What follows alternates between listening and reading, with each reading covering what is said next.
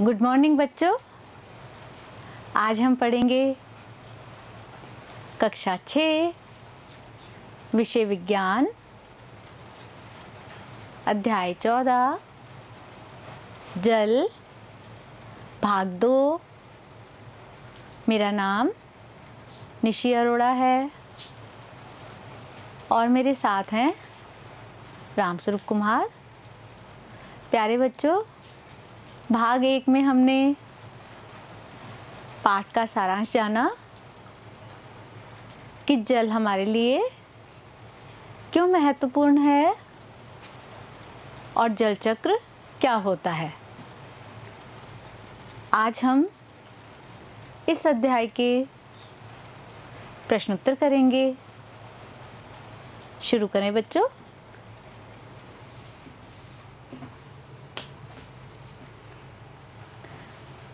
प्रश्न 1,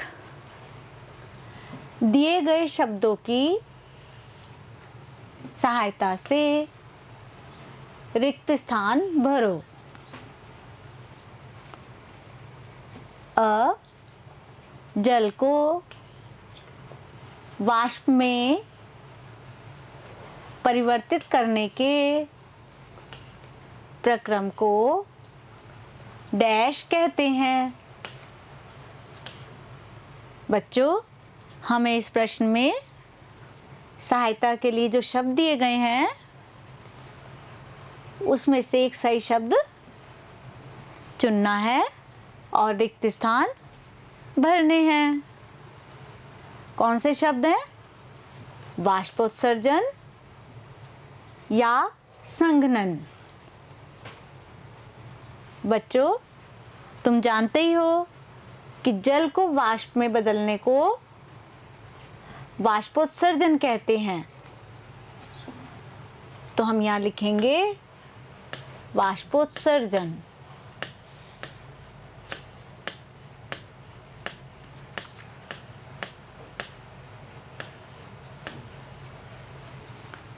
ब, जलवाष्प को जल में परिवर्तित करने के प्रक्रम को डैश कहते हैं। वाष्पोत्सर्जन या संघनन।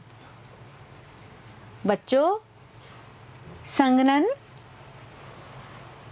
वाष्पोत्सर्जन का विपरीत होता है।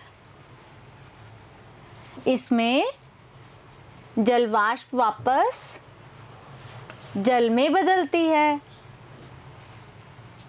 तो हम यहाँ पर लिखेंगे संघनन।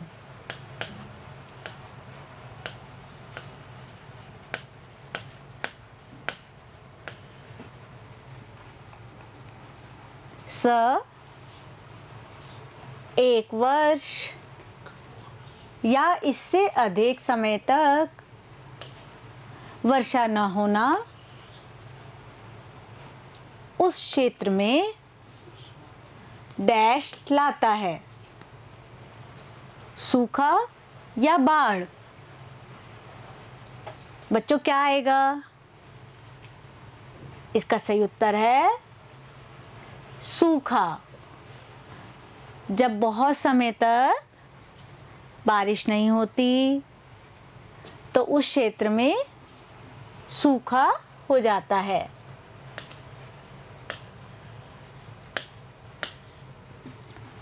द, अत्यधिक वर्षा से डैश आती है। क्या आती है बच्चों? सूखा या बाढ़? बाढ़ आती है। हम यहाँ लिखेंगे बाढ़।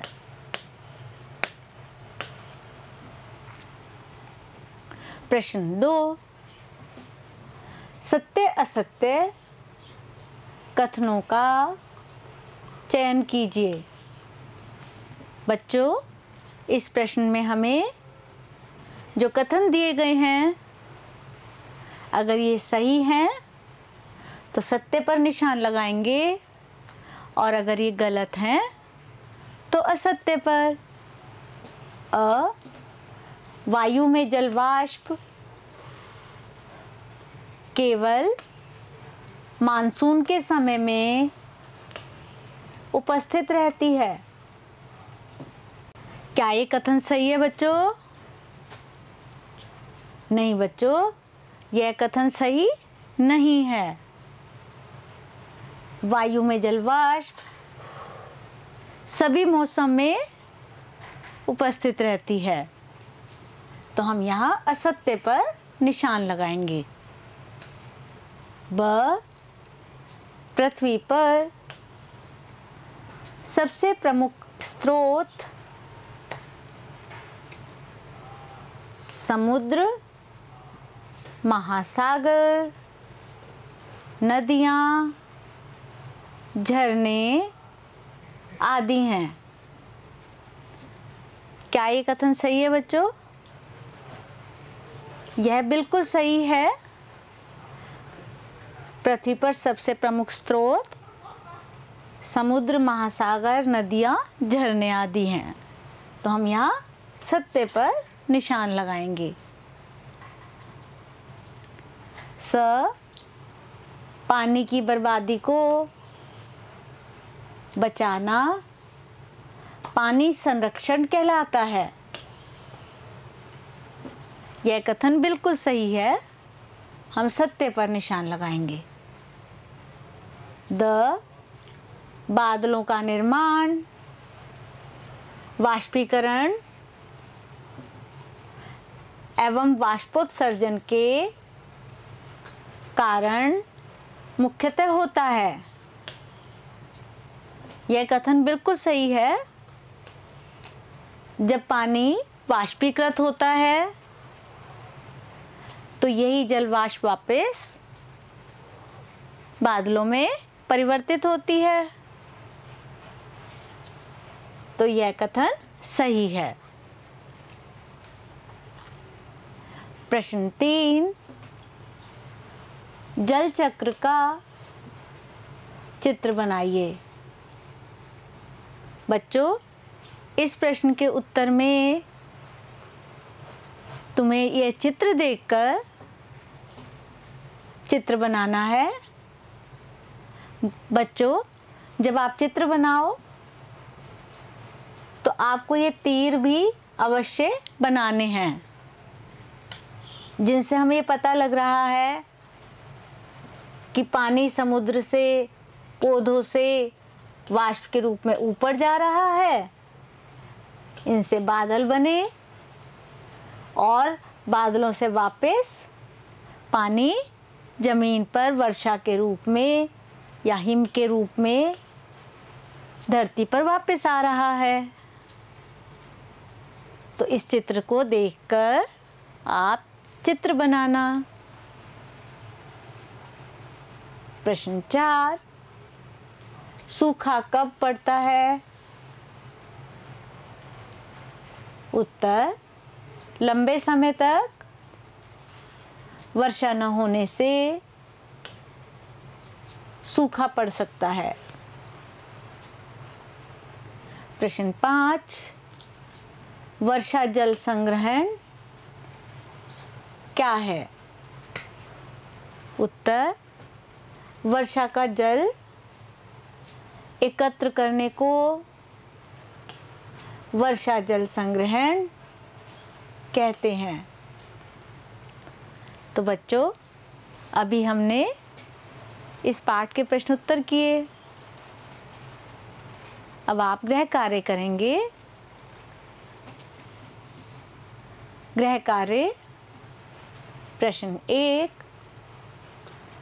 पृथ्वी पर पानी के स्रोतों के नाम लिखो।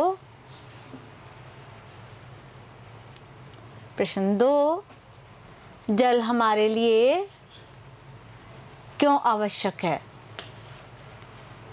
बच्चों, इन प्रश्नों के उत्तर आप स्वयं देना। बच्चों, अब ये अध्याय यहाँ समाप्त होता है।